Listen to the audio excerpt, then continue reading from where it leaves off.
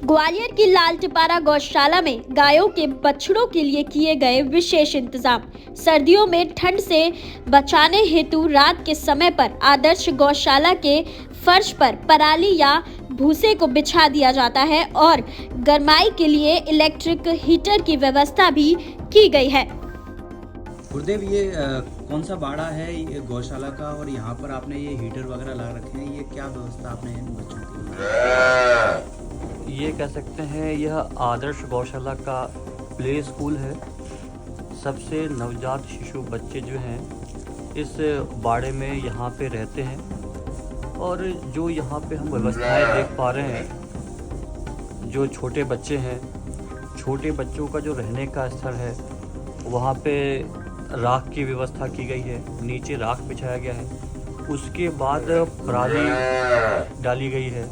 पराली के बाद यहाँ पे हीटर और उपयुक्त जो प्रकाश जितना आवश्यक है वह प्रकाश की व्यवस्था की गई है, जिससे वह यहाँ पर सुगमता से रह सके। जो रात्रि में जो यहाँ पे छोटे बच्चे हैं इनका मूत्र ना फैले, वहीं तक संकुचित रहे, ऐसी व्यवस्था भी यहाँ पे की गई है।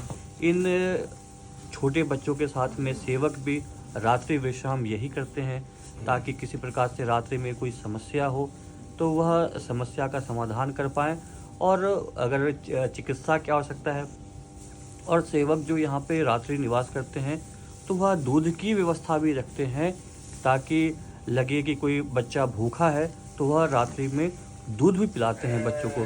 तो इस प्रकार से यहाँ पे इस आदर्श गौशाला में श्री कृष्णायण संतों के मार्गदर्शन में, गुरुदेव के आशीर्वाद से, आप सब स्वयंसेवियों के माध्यम से यहाँ पे सेवाएं हो रही हैं। गुरुदेव, इस बाड़े में गुरुदेव कितने बच्चे हैं और कितने हीटरों की आपने व्यवस्था की गई है? यहाँ पे लगभग 10-12 हीटर लगे हुए हैं, और कह सकते हैं कि 2 दर्जन से अधिक छोटे छोटे बच्चे हैं यहाँ पे, वह सुखपूर्वक रह पा रहे हैं। और उनकी क्या निकटता है, वह जिस प्रकार से यहाँ पे साथ में हमारे संवाद को सुन रहे हैं, वह आप उसकी अनुभूति आप स्वयं इस चित्र के माध्यम से अनुभव कर पा रहे हैं। गुरुदेव, ये जो बच्चे हैं, ये बच्चे आपके साथ ऐसा व्यवहार कर रहे हैं जैसे आपके बच्चे हैं, तो इसके बीच में आपका इनसे नाता कैसा है? ये प्रेम आपका जो इनके बीच में दिख रहा है, इसको थोड़ा बताएं। यह ऐसा ही है कि जो माँ होती है वो बच्चे के मल मूत्र को भी क्या है, वो किसी इत्र से कम नहीं समझते हैं। तो वह माँ का बच्चे के प्रति वात्सल्य होता है। ठीक उसी प्रकार से जो गुरु होते हैं, गुरु शिष्य के कमियों को नहीं देखते हैं।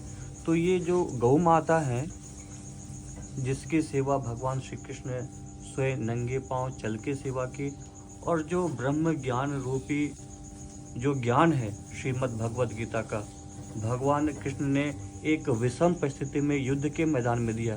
तो आज कलयुग के समय जो गौ माता की स्थिति है वह समाज का आईना है, कि आज हमारे समाज में माता पिता की स्थिति क्या है, नारी की स्थिति क्या है, और जो कह सकते हैं कि शिक्षा और रोजगार की स्थिति क्या है, उसका एक जीता जागरा उदाहरण है। आज भारत में लगभग 68% दूध नकली है।